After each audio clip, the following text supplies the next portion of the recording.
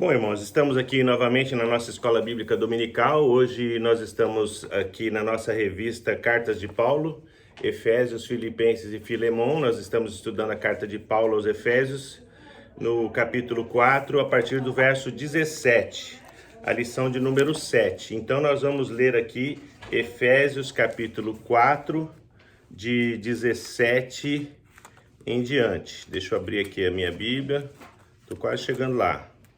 Romanos, estamos chegando. A paz do Senhor. A paz do Senhor, minha irmã, tudo bem?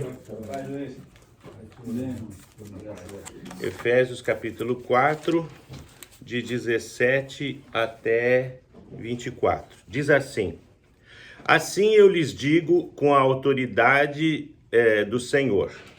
Não vivam mais como os gentios, levados por pensamentos vazios e inúteis.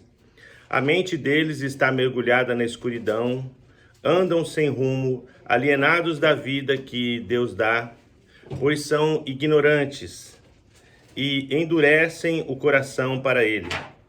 Tornaram-se insensíveis, vivem em função dos prazeres sensuais e praticam avidamente toda espécie de impureza. Mas não foi assim que vocês aprenderam de Cristo, uma vez que ouviram falar de Jesus e foram ensinados sobre a verdade que vem dele. Verso 22. Livrem-se de sua antiga natureza e de seu velho modo de viver corrompido pelos desejos impuros e pelo engano.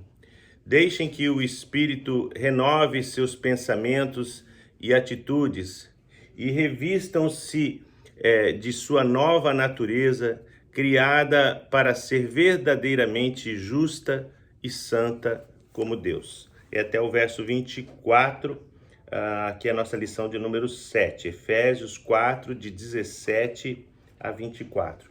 Vamos fazer uma breve oração. Senhor, nosso Deus, nosso Pai querido, graças te damos pela tua palavra e nós pedimos ao Senhor que teu Espírito Santo possa nos ensinar pela escritura que o Senhor deixou para nós, para que nós possamos seguir o teu caminho e fazer a tua vontade, Pai.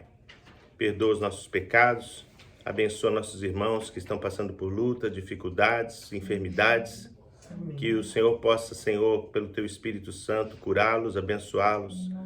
Abençoe, Senhor, a igreja, abençoe quem está participando desta aula, em nome de Jesus. Amém. Muito bem. Então, aqui o título da nossa lição, a nova roupa. Ainda estamos no capítulo 4, isso quer dizer que o assunto da lição de hoje é continuação do Rogo-vos, pois eu, prisioneiro no Senhor. Verso 1 do capítulo 4, né? Ele diz, portanto, como prisioneiro no Senhor, suplico-lhes que vivam de modo digno do chamado que receberam. A minha versão da Bíblia é um pouquinho diferente, que é a versão transformadora, né? Mas é isso que o texto diz.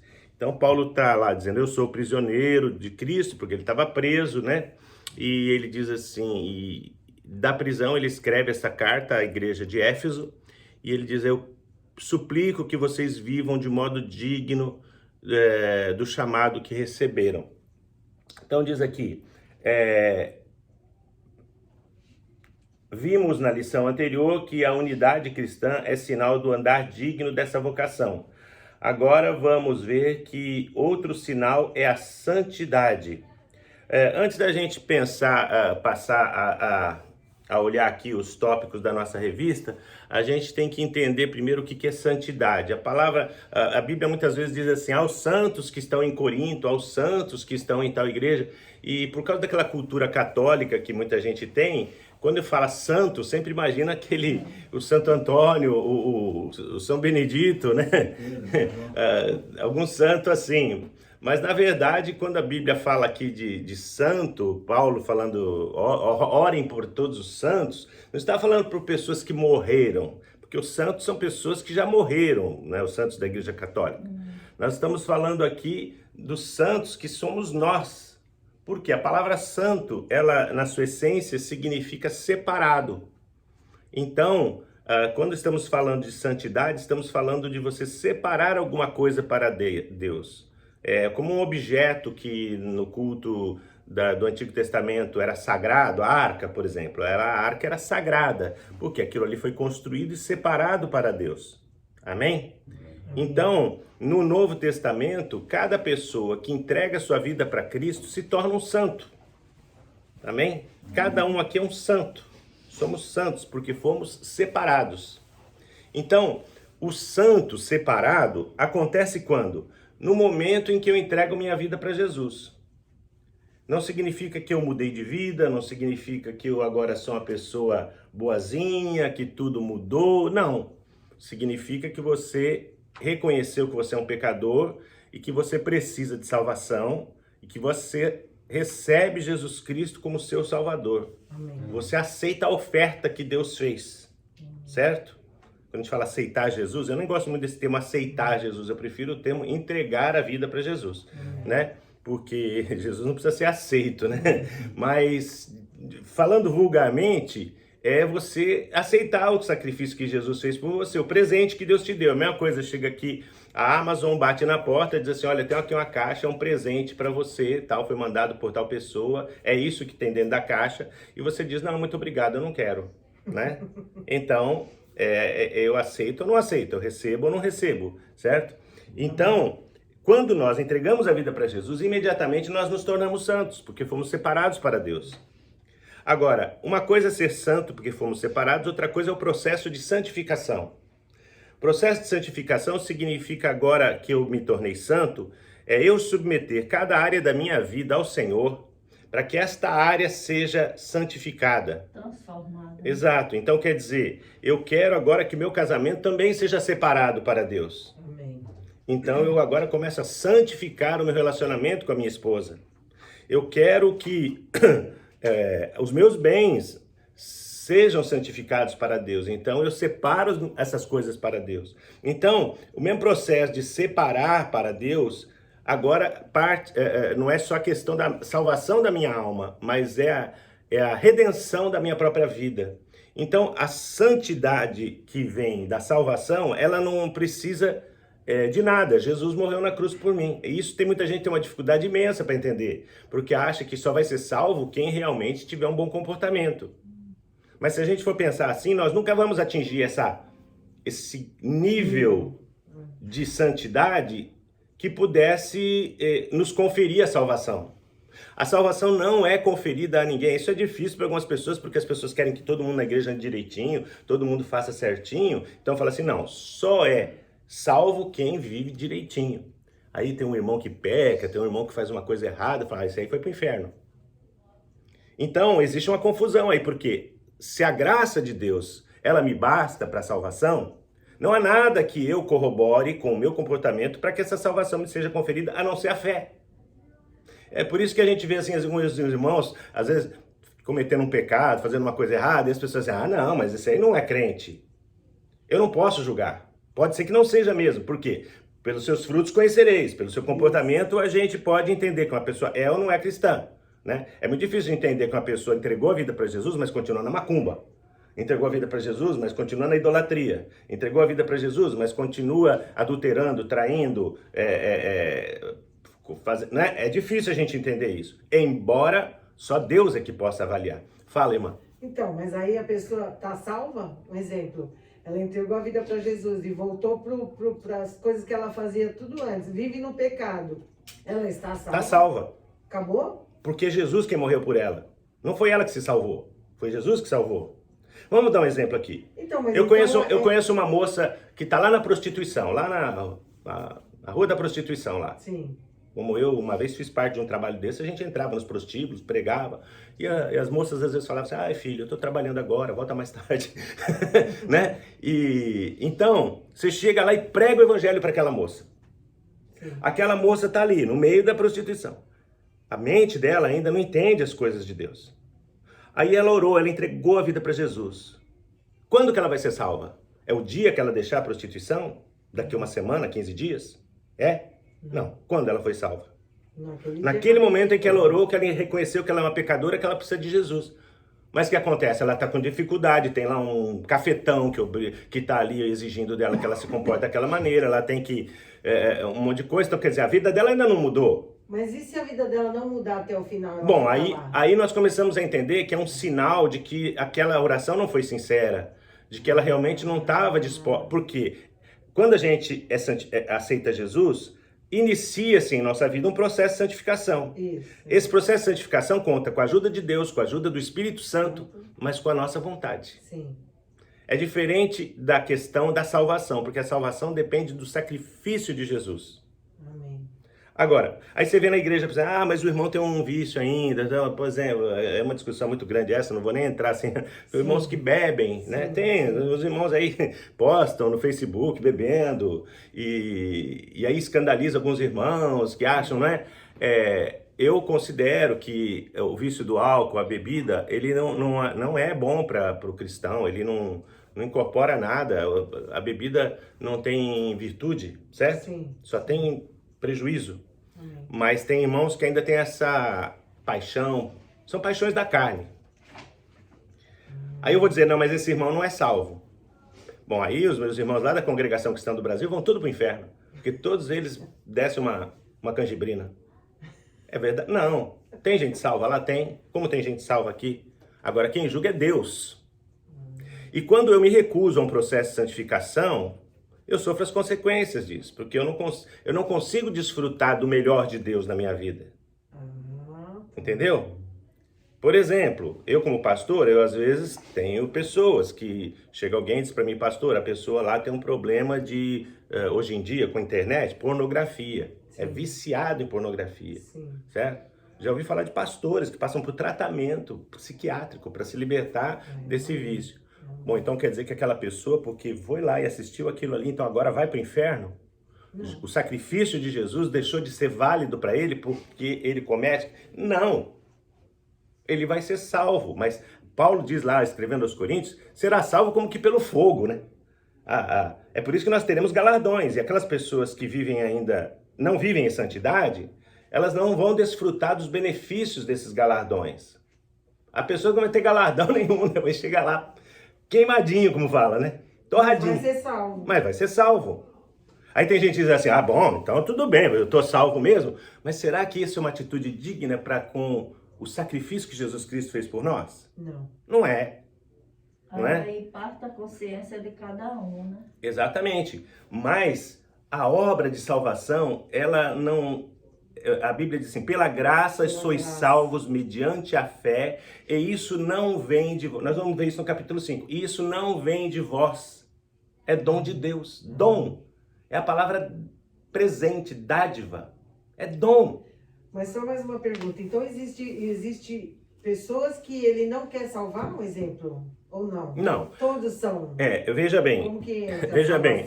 Nós já estudamos isso aí um pouquinho atrás aí no primeiro capítulo de Efésios, sobre a predestinação. Lembra? A gente falou sobre predestinação. Isso está lá na lição do capítulo 1.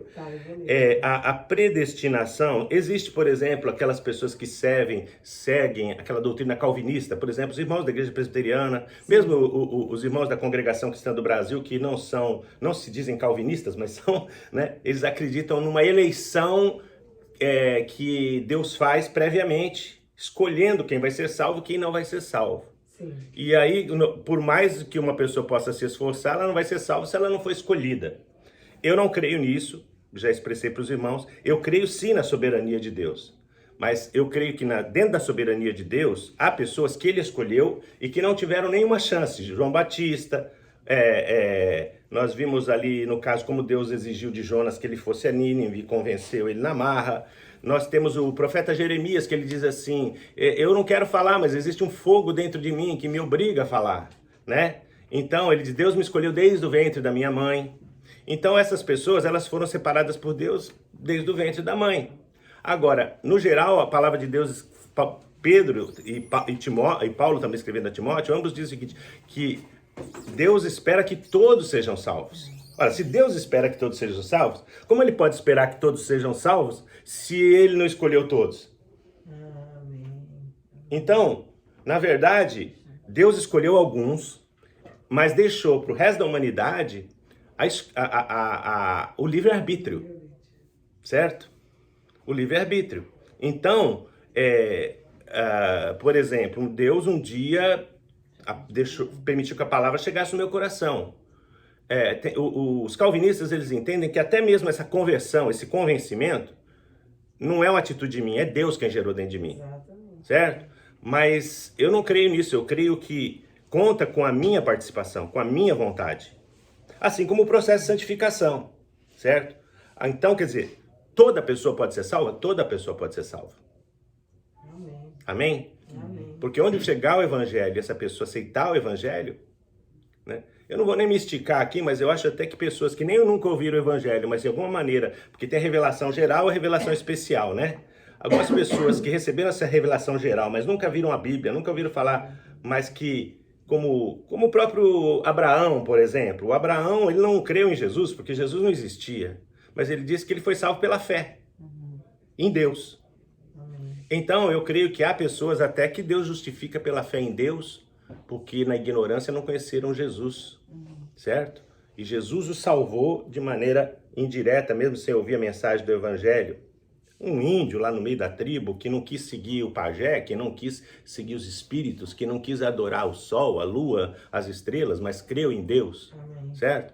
Então, esse é um assunto muito longo, certo? Muito bem. Então, a salvação, ela tem essa característica. Agora, a santificação, não. A santificação, ela conta com a nossa luta diária. Amém? Nós somos confrontados, até um pouco da mensagem de hoje de manhã vai ser sobre isso. Nós somos confrontados com a nossa natureza carnal E que não é fácil. e que não é fácil. Quando a gente lê lá, quem está em Cristo, nova criatura é, as coisas velhas já passaram, eis que tudo se fez novo. Isso é o quê? Isso é um ideal espiritual para todos nós. Mas no dia a dia, nós somos confrontados com a nossa carne. Nós somos confrontados... se Jesus foi tentado, Jesus não podia pecar, mas foi tentado. Imagine nós que podemos pecar se o diabo não vai nos tentar. E aí existem dúzias de áreas da nossa vida que nós podemos ser confrontados, não é? Hábitos, costumes, pensamentos, a forma como fomos criados, até a forma como nós digerimos a Bíblia. Então, como eu disse, há pessoas que vão achar que certo comportamento é extremamente pecaminoso. Outras pessoas vão falar, não, isso não tem nada a ver. Mas existe um demônio que não tem nada a ver, né? Você sabe. Eu nunca vou falar desse demônio, mas deve ser um demônio adolescente, né? Deve ser um demônio adolescente. Nada a ver, né? Mas, então, o que acontece? Essa luta, ela é constante. E é o Espírito Santo, sim, trabalhando em nós para nos santificar. Mas conta com a nossa concordância, com a nossa vontade, com a nossa determinação. Então aqui, a minha introdução ficou longa, né? Diz assim, a primeira coisa, está no verso 17, diz assim, o que éramos antes, a vida pagã, ele diz. Isto, portanto, vos digo e no Senhor testifico. A expressão no Senhor significa em nome do Senhor. É declaração de Paulo de que o que escreve tem autoridade do Senhor Jesus Cristo. Que não mais andeis como também andam os gentios. É claro que todos os pagãos eram tão dissolutos quanto aqueles que estão sendo mencionados. Mas assim como há uma vida cristã típica, também há uma vida cristã, uma vida pagã típica. Paulo está generalizando naturalmente, mas os efésios sabiam por experiência 4 coisas que caracterizam a vida gentílica ou pagã. Então ele está começando aqui a dizer, olha, vocês antigamente eram como os pagãos. Pagão é quem não crê em Deus, como gentios, certo? Então, nós éramos, certo? Eu, por exemplo, uma coisa que eu sempre acreditei desde criança, nem sei quando que eu comecei a aprender isso, é que acreditava em Deus. Agora, que Deus era esse? Não é? Que Deus era esse? O Deus que eu acreditava não tinha uma característica, não tinha uma feição bíblica, certo? Então, ele diz aqui, primeira coisa que caracteriza uma pessoa que vive uma vida pagã sem Deus, mente vazia, verso 17, diz aí, alguém pode ler para nós, verso 17? Você tem a revista? Tem, tá ali atrás. Se quiser emprestado, eu te empresto essa aqui. Verso 17. Alguém pode ler para nós? 17 do 4, pastor? É. Eu leio. Vou meu olho aqui. Da Bíblia. Que isso, portanto, digo, no Senhor, testifico que não mais andeis como também andam os gentios. Na verdade, os seus próprios pensamentos. Até aí. Na minha Bíblia diz assim: não vivam mais como gentios, levados por pensamentos vazios e inúteis. A mente sem Deus, ela costuma divagar por pensamentos vazios e inúteis. Qual é a motivação das pessoas, carnalmente falando por aí? Pessoa que não tem Deus, qual é a motivação dela? Acho que você sim. Primeira coisa que ela pode ter, certo? Amém. Ter é bens. E por isso tem gente que mata por dinheiro, tem gente que sequestra por dinheiro, tem gente que não tem nenhum escrúpulo, é desonesto nos negócios. Por quê? Porque ter é a motivação da sua existência. Já que a sua existência é finita, não vai, né? Como diz aquele texto que o Senhor Jesus disse, bom, se vamos morrer e não tem nada, comamos e bebamos, porque amanhã morreremos. Então a mente passa a ser vazia, a divagar por pensamentos inúteis. Então as pessoas começam a querer explorar os desejos da carne, começam a explorar tudo que o corpo pode oferecer, certo? Então, na vaidade dos seus próprios pensamentos, aqui, pensamentos fúteis, sem valor, era o gasto de tempo, energia, raciocínio inteligente em assuntos vazios de significado. Era manter a mente ocupada com coisas pequenas, inúteis, insignificantes, que levava a vida a ser organizada em função de inutilidades, de coisas vãs. Quanta gente vive assim, né? E às vezes a pessoa vem para Cristo e continua ainda com essa mente vazia, continua ainda vivendo na futilidade dos seus pensamentos. A gente vê tanta gente, né, vivendo de uma maneira tão fútil, os valores das pessoas tão fúteis. Tá certo que nós temos coisas que nos dão motivação, coisas que nos dão prazer, e há coisas assim que não são necessariamente pecado, certo? Mas existe muitas vezes um exagero. Vamos dizer, uma pessoa crente, cristã, não lê a Bíblia, mas gasta horas e horas e horas na frente da televisão, assistindo lá filmes, séries, mas não tem tempo para Deus. No Zap Zap, né, pastor? No Zap Zap, no Facebook, né? E aí a pessoa tá ali lendo o Facebook o dia inteiro, se atualizando das novidades da vida das pessoas, mas quando você fala, você leu a Bíblia, você leu a palavra, você orou, não tenho tempo. É mentira, não tem motivação, não tem vontade. Quer dizer, ainda tá com a mente, certo? Em coisas vazias. A pergunta que fica aqui para nós: quanto tempo eu gasto com coisas fúteis na minha vida? Pode se comparar com o mesmo tempo que eu gasto com coisas importantes? Tá certo, pensar no trabalho é uma coisa importante, porque desse vem o seu sustento. Pensar na família é importante. Pensar num futuro profissional é importante. Mas até o trabalho tem que vigiar, né? Mas porque tem gente que é workaholic, né? Que vive para o trabalho, não tem... eu estava até conversando com a Eliane outro dia sobre isso, né? A gente já viu pessoas que você pode considerar que são ricas, né? Mas trabalham tanto. Você fica pensando, mas para que tanto dinheiro, certo? Se você não vai ter tempo para desfrutar, Isso. né?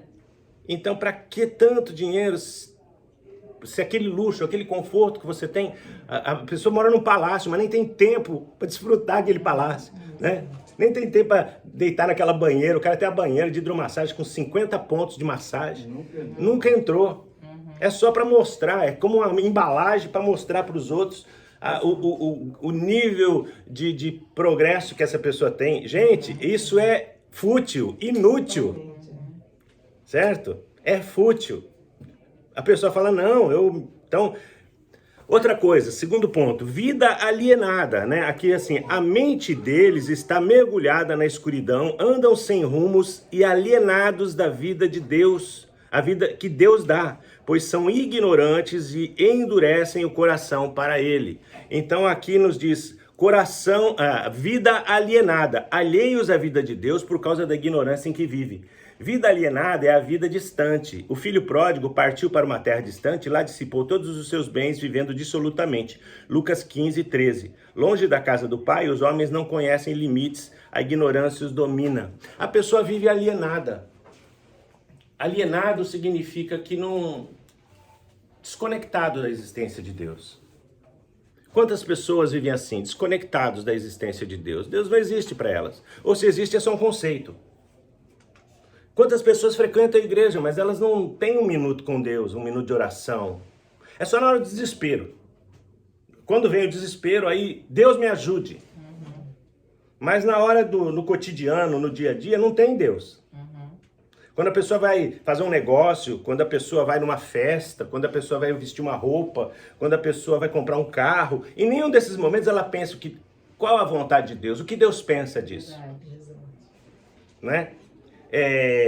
Uma vez assistindo a pregação de uma irmã, ela dizia assim, porque tem pessoas que falam assim, o que eu visto, o que eu não visto, se eu ando nu, isso é problema meu, isso não tem nada a ver, os outros não tem nada a ver com isso, nem Deus tem nada a ver com isso. Mas será? Deus fala que a gente deve andar com ordem, com decência, certo? Então, dentro, evidentemente, do padrão de decência que é suportável dentro da nossa sociedade. E a gente sabe quando uma pessoa está decente ou quando naquele momento aquela pessoa está sendo indecente, né? As mulheres muito mais pela forma de vestir, os homens pelo modo de se comportar, certo? Que um homem pode estar muito bem vestido, tendo um comportamento completamente indecoroso, indecente, certo? Então, o que acontece? Aí essa moça dizia assim, pra moça, chega diante do espelho e olha e fala, Jesus, o que o senhor acha? Tá bom assim? Né? Dá umas viradinhas assim, tal. O que o senhor achou, Senhor Jesus? Né? Deixa o Espírito Santo... Dá umas abaixadas também. Dá umas abaixadas, umas levantadas. Faz uns... Então, o que acontece? É evidente que a sociedade contribui para que esse conceito de modéstia e de sensualidade, etc., fique deturpado. Mas a consciência cristã e o Espírito Santo nos ajudam muito a saber. Deus agora quer que eu ando com a burca, mulher, né? Com a burca. Não é isso. E eu até falo assim, né, por exemplo, se uma moça pega, ela vai de paletó não, ela vai de vestido na praia, ela fica ridícula, né, lá, de vestido, assim, vestido eu já fui uma vez em Miami, e eu tava lá com meus filhos e tal, aí chegou uma família, eles estavam celebrando o casamento, a noiva foi de vestido de noiva pra praia.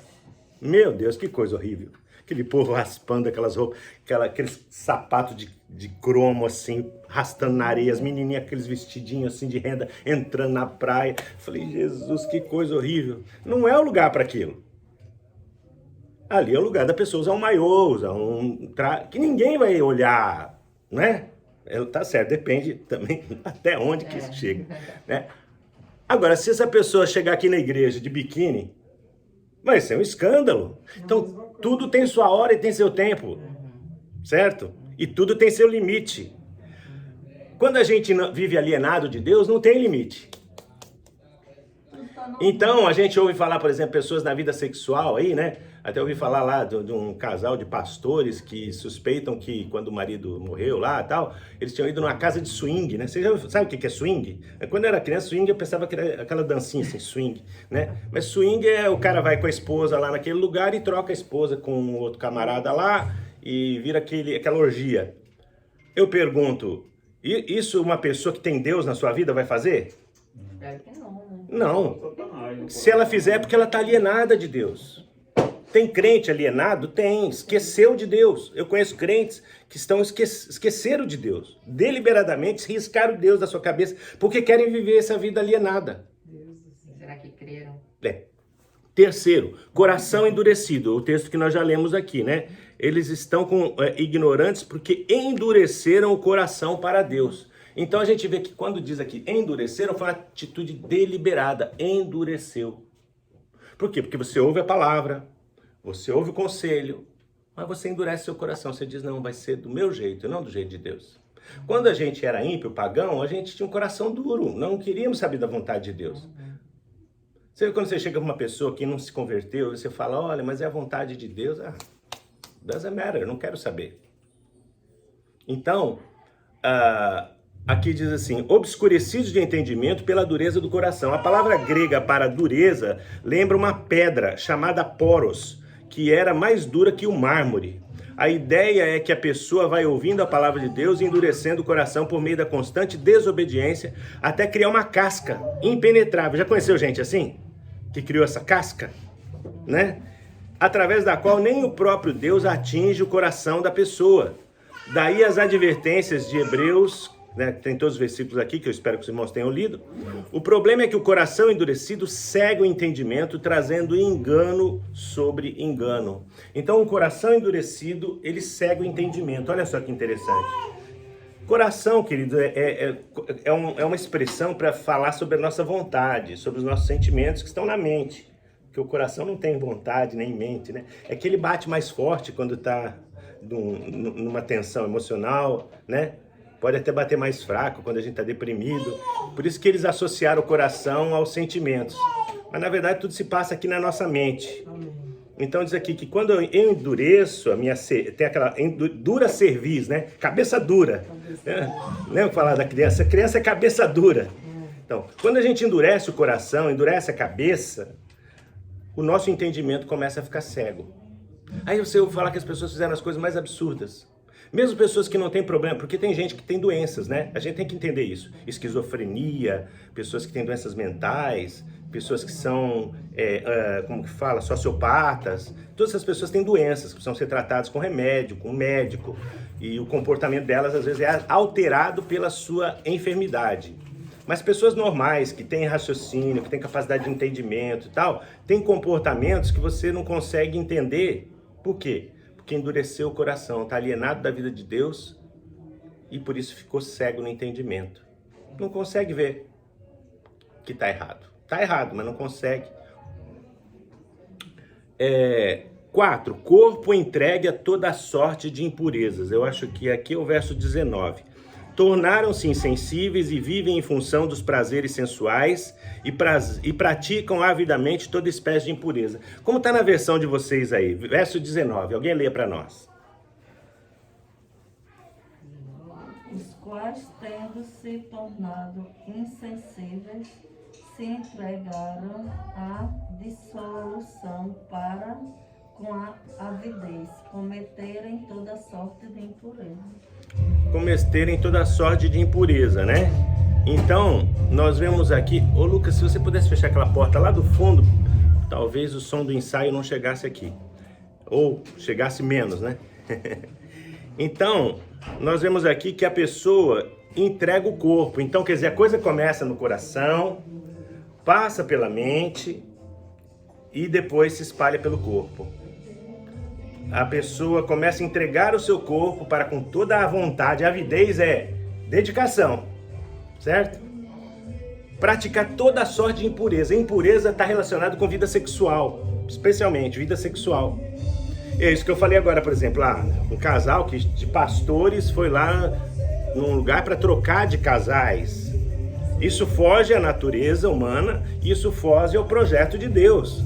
Como que um homem vai lá e entrega a sua esposa para outro homem e pega do outro? É porque já está com a mente cauterizada, já não vê naquilo mais nenhum tipo de maldade, só está ávido pelos prazeres do corpo e da mente.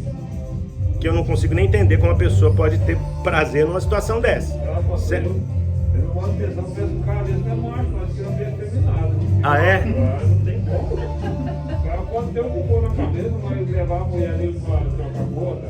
Então, Também. pois é. Então, diz aqui, ó, os quais, tendo se tornado insensíveis, se entregaram à dissolução para com avidez, desejo ardente, imoderado, veemente, cometerem toda a sorte de impureza, né? São as chamadas paixões da carne. A verdade é que todos nós temos essas paixões dentro de nós, né? Lá dentro, pode ser que o Luizão, por exemplo, esse específico aí, ele não tem, já vi, né? Mas tem outros, certo? Tem outros. Todos nós temos. Passa pela nossa cabeça. O Lutero, ou Agostinho, agora eu não lembro qual dos dois, disse o seguinte, que nós não podemos evitar que um passarinho pouse sobre a nossa cabeça, mas nós podemos evitar que ele faça um ninho. Então, quer dizer, pensamentos pecaminosos, eles vão passar pela nossa mente, certo? O homem, por exemplo, é muito atraído pelo que vê. Então, por isso que Jesus pegou e falou, né, para aquele que olhar para uma outra mulher com intenção impura já cometeu pecado. Porque o homem, ele tem muito essa tendência, né, de olhar para uma outra mulher que não seja sua esposa, whatever, e se sentir atraído. O que ele sentir atraído é normal, até porque um dia ele se sentiu atraído pela esposa. É normal. Agora, se isso parar por aí, é normal. Agora, até por isso que a gente diz que uma moça é atraente. Na verdade é atraído pelo olhar, mas não pelo desejo. Exato. Ele foi atraído pelo olhar, achou bonito, né? Sim. Ontem mesmo, eu tava olhando lá no Facebook, vi lá uma moça que é da família da minha esposa, falei pra ela, nossa, olha como essa sua parente aqui, a menina, né? Uma moça, metade da minha idade, né? Ela, como tá bonita aqui. Minha esposa falou, nossa, tá mesmo, tal. É normal. Agora, se eu aplicar esse normal aos desejos da minha carne, começar a elaborar na minha mente um pensamento impuro que Jesus falou, aí eu já começo a entrar na área do pecado. Porque o pecado começa a ser alimentado e começa a gerar atitudes no meu coração. Certo? Essas são as chamadas paixões da carne. Todos nós temos paixões da carne, em diferentes áreas, não só sexuais, elas. Mas uma coisa é ela ser atendida ou não. Certo? O negócio é matar ela antes de você ver, né? Porque se você não matou, na hora que você viu, você não consegue resistir. Então, mas ela não pode ser atendida. Essa questão de resistir. Jesus diz, resistir ao diabo, ele fugirá de vós, né? Agora, se você convida ele para almoçar, né? Eu penso assim, se você não matar isso antes, quando você vê, você não vai conseguir ter o controle, né? Mas para matar isso, a gente tem que alimentar, a gente vai ver isso mais para frente, alimentar o espírito. Porque se o espírito estiver raquítico, a carne está viva, certo? Então, paixões da carne não devem ser atendidas. Então, resultado prático, né? O que acontece quando a pessoa atende os desejos da carne? As consequências, elas são evidentes. Perda da família, perda do casamento, perda do dinheiro, perda da moral, perda de um bom nome, né? Perda de filhos, encrenca, violência, chega a acontecer até crimes. Por quê? Quebramos um princípio espiritual que é o da santidade, e a quebra de princípios espirituais gera consequências. Amém? Então, só podia dar nisso. É o famoso comentário que sempre ouvimos. Se juntarmos as expressões de Paulo, vamos notar que há conexões lógicas no ensino do apóstolo mostrando o caminho do mal. Primeiro, os pagãos têm pensamentos vazios, depois vivem alheios à vida de Deus, em seguida, a dureza do coração, até que finalmente tornam-se insensíveis e se entregam a toda sorte de impurezas. O Stott disse, tendo perdido toda a sensibilidade, as pessoas perdem todo o autocontrole. Ela não tem mais autocontrole, ela não tem mais domínio próprio, ela não consegue se abster, né? Eu conheci uma pessoa que se casou e vivia feliz com a sua esposa, mas sua esposa tinha consequentes episódios de adultério. E ele perdoava, e esses episódios se repetiam. Até que um dia a própria esposa chegou para ele e falou assim, olha, é melhor a gente tomar cada um o seu rumo, porque eu não tenho jeito. Ela disse, eu não tenho jeito. Então, o que acontece? A pessoa perdeu o controle. Perdeu o controle. E nesse caso ainda foi sincera. Eu perdi o controle. Não Na tem... verdade, ela que estava aguentando mais ele também. Não, mas isso já antecedia até o casamento. Quer dizer, é uma coisa que a pessoa perdeu o controle. Então a pessoa disse assim, não, eu não consigo ter um marido. Eu preciso estar sempre com gente nova. Então, isso é perda do controle. É lógico que é esperança para essa pessoa. Graças a Deus, em Jesus tem esperança para todo mundo. Mas... será que em alguma outra área da nossa vida nós não perdemos o controle? Verdade. Às vezes não é na área sexual, mas é no temperamento. Tem pessoas que são destemperadas, descontroladas, maltrata todo mundo, agride, ofende, briga, é capaz de agressão física. Isso é perda de controle. Tudo isso tinha que estar controlado pelo Espírito Santo. A nossa boca, as nossas mãos, os nossos pensamentos. Mas quando nós deixamos Deus e nos tornamos ávidos pelo pecado, nosso coração se torna insensível, nossa mente fica anulada e pronto. Então, o nosso corpo está pronto para se oferecer para qualquer tipo de aventura, para qualquer tipo de tragédia, que, como nesse caso, pode acabar com uma família, pode acabar com um casamento, pode acabar... Então, as consequências são inevitáveis. Uma pessoa, uma família, uma sociedade que perdeu a capacidade de sentir dor é um perigo constante. E se nós formos ser sinceros, a sociedade que nós vivemos hoje, ela caminha para esse lado da liberdade individual ao extremo, ao ponto de que ninguém mais pode mais ter qualquer tipo de restrição, certo? E essa falta de restrição, falta de lei, chamada liberdade individual, ela acaba destruindo a sociedade. Foi o que aconteceu em Roma. A liberdade individual se tornou tão... que os valores morais foram se destruindo, as famílias foram se destruindo, e a família é a base da sociedade. Por que o comunismo, por exemplo, tenta dissolver a família na forma como nós conhecemos? Porque a família é a base da educação, a base da religião, a base da fé, a base dos bons costumes. É ali que é gerado. Se você dissolve a família e dá ao Estado o poder de controlar os indivíduos, essas pessoas se tornam muito mais fáceis de manipular. Então esse é um projeto político que existe por aí. Desfazer a sociedade, desagregar a sociedade nos moldes que a gente conhece, para que o Estado tenha o controle sobre as pessoas. E assim fazendo, domina suas mentes e institucionaliza os seus valores. Então, é um perigo isso. Quando uma sociedade perde a capacidade de sofrer pelos seus desmandos, ou de sentir dor pela miséria de seus componentes, é uma sociedade sem a capacidade de cura, sem possibilidade de mudança de rumo. O sentimento de culpa, quando a culpa é autêntica, pode ser construtivo, pode significar início de transformação. O diagnóstico da doença é essencial e indicação do remédio, né? Então nós vemos aqui, por isso que nós vamos para o segundo ponto da lição, que diz assim: isso é o que éramos. E o que somos agora? Amém? E o que somos agora fica para domingo que vem, porque o nosso tempo já se esgotou. Amém. Alguém quer fazer alguma pergunta? Quer falar alguma coisa? Ainda tem um minutinho. Nem olhe pra mim, porque você sempre quer falar alguma coisa. Fala então, Marcela. Amém. Então vamos orar? Marcela, você pode orar por nós? Amém. Obrigada, papai. Obrigado por essa manhã. Obrigado por estarmos aqui reunidos, pai, aprendendo mais a sua palavra, pai. Obrigada pela vida do pastor, Senhor, que tira o tempo dele para estar aqui, pai, nos ensinando, pai.